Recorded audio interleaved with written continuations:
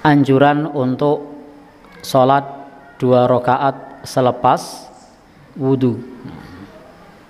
Di bab ini hadis populer dari sahabat Abu Hurairah, semoga Allah Subhanahu wa taala meridhoinya, berkata bahwasanya Rasul bersabda kepada Bilal, "Wahai Bilal, ceritakan kepadaku dengan suatu amalan amil tahu fil Islam yang kau amalkan di dalam Islam. Fa inni sami'tu dafana laika, karena sesungguhnya aku mendengar suara hentakan sendalmu, baina yadai fil jannah, di depanku di dalam surga."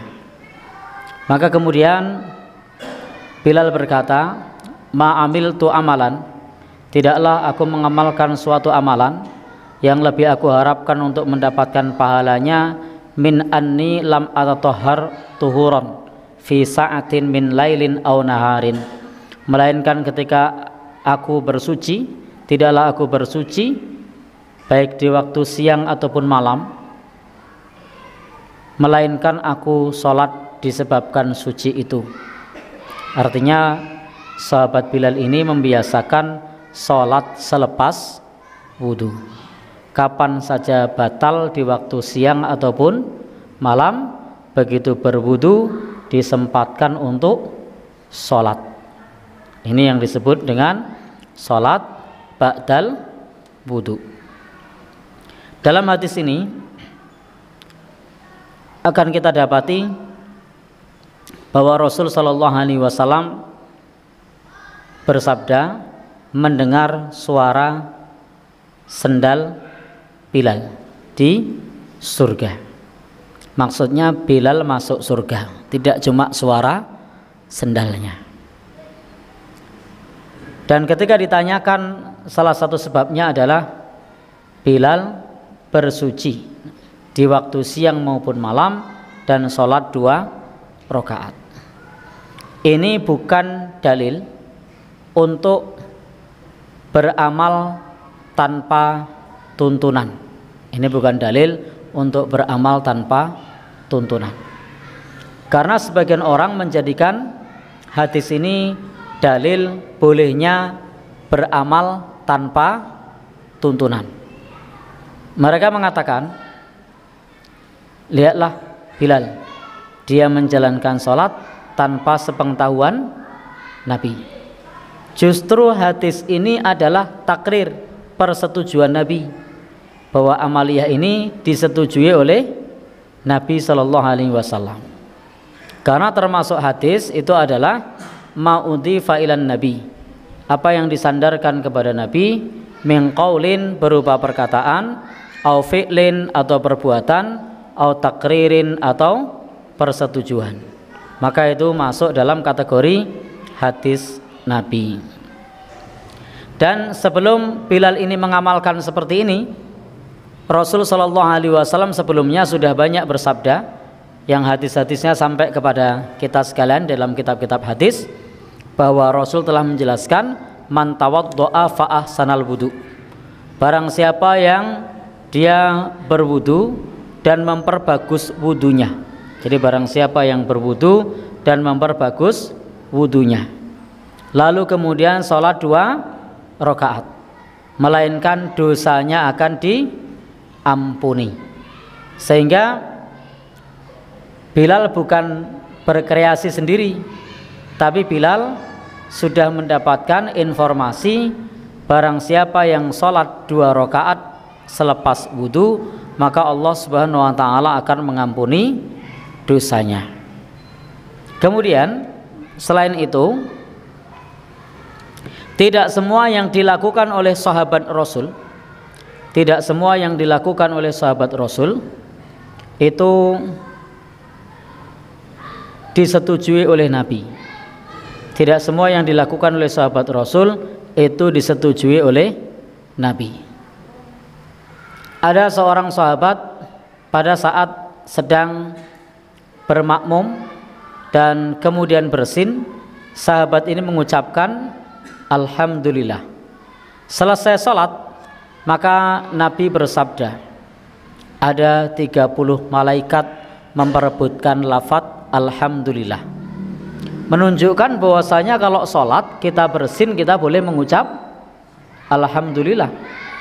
Dan sahabat tadi mengucap alhamdulillah padahal sedang sholat. Ini justru dalil bolehnya mengucap alhamdulillah. Tetapi di lain kesempatan ada seorang sahabat namanya Muawiyah, semoga Allah Subhanahu wa taala meridhoinya. Kalau yang pertama tadi yang mengucap alhamdulillah, sahabat ini namanya Rifa'ah, dia mengucap alhamdulillah, itu disetujui oleh Nabi. Sementara ketika Muawiyah mengucap yarhamukallah, semoga Allah Subhanahu wa taala merahmatimu, maka ditegur oleh Nabi, inna hadhihi shalah la yaslu fiha syai' min kalamin nas. Salat ini tidak boleh ada kata-kata manusia. Sehingga apa yang dikerjakan oleh Muawiyah itu ditegur Nabi, menunjukkan kita tidak boleh mengucap yarhamukallah saat kita sedang salat. Sementara dalil Rifa'ah menunjukkan bahwasanya kita boleh mengucap alhamdulillah ketika bersin meskipun sedang sholat. Sehingga di sini kita lihat dua kasus berbeda dalam kasus yang sama dengan lafadz yang berbeda, itu ternyata persetujuan Nabi berbeda. Untuk kasus yang pertama bersin mengucap alhamdulillah disetujui oleh Nabi. Untuk kasus yang kedua, ketika ada yang bersin makmum mengucap yarhamukallah, Nabi setuju apa tidak? Nabi tidak setuju, tidak boleh. Artinya tidak mendapat rekomendasi dari Nabi. Sehingga ini dalil bagi kita, kita tidak boleh untuk beramal tanpa dalil. Sementara ketika proses tasyri', proses pensyariatan ketika Nabi masih hidup, maka para sahabat itu ketika melakukan satu kreasi, maka amal tersebut ada yang disetujui, ada yang tidak disetujui.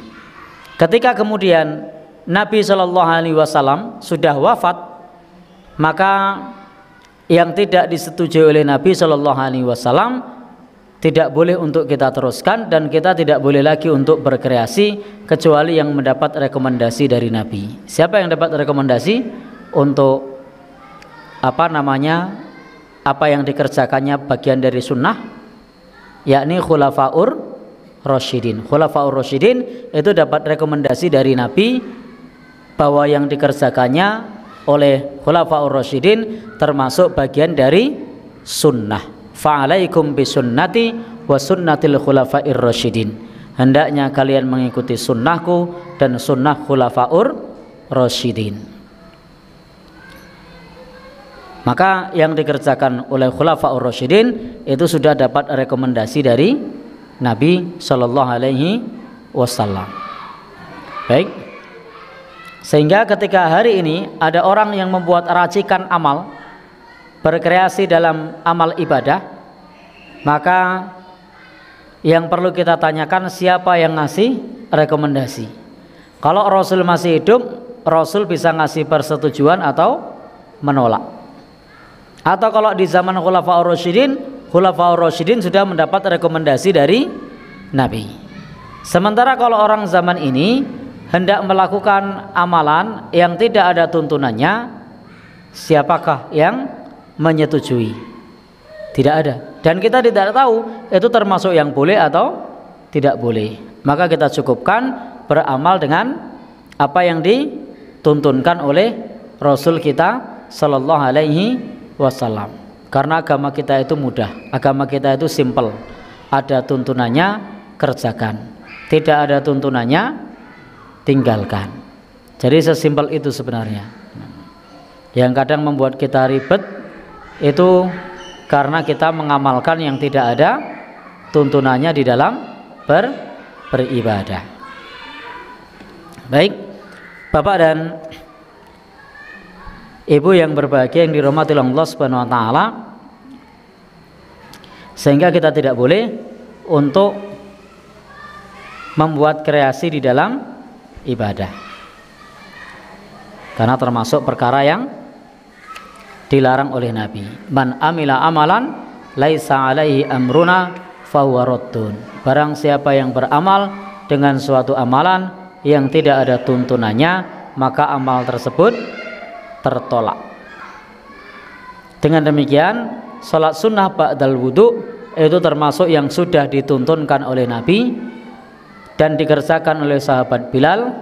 Kemudian pula apa yang dikerjakan Bilal untuk senantiasa menggantung wudu, menjaga wudu, kemudian salat setiap kali bersuci, itu disetujui oleh Nabi Shallallahu Alaihi Wasallam. Ini amalan nampaknya sepele, tapi justru inilah amal yang berat, karena 5 kali batal sholat sunnahnya 5 kali. Kalau 10 kali batal sholat sunnahnya 10 kali.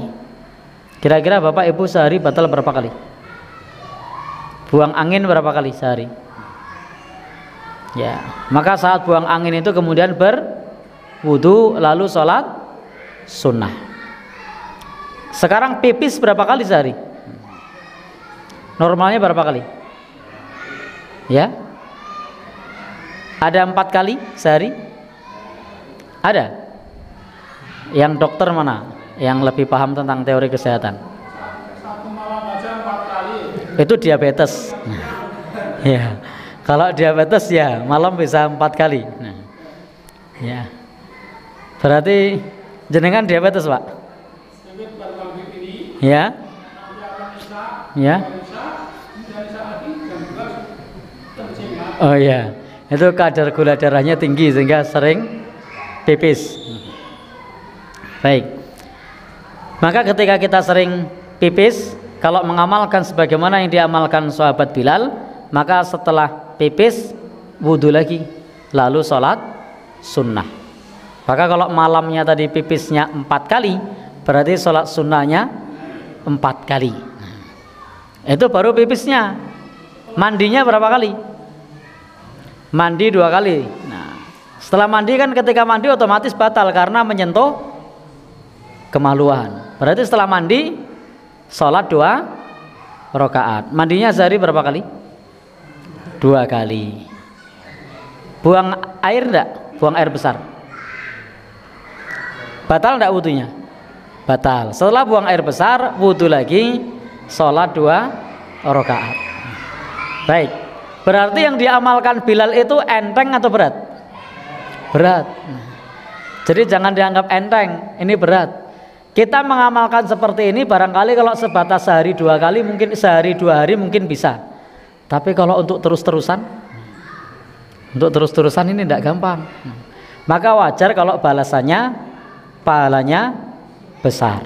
Termasuk salah satu sebab mendapatkan surga dari Allah Subhanahu wa ta'ala.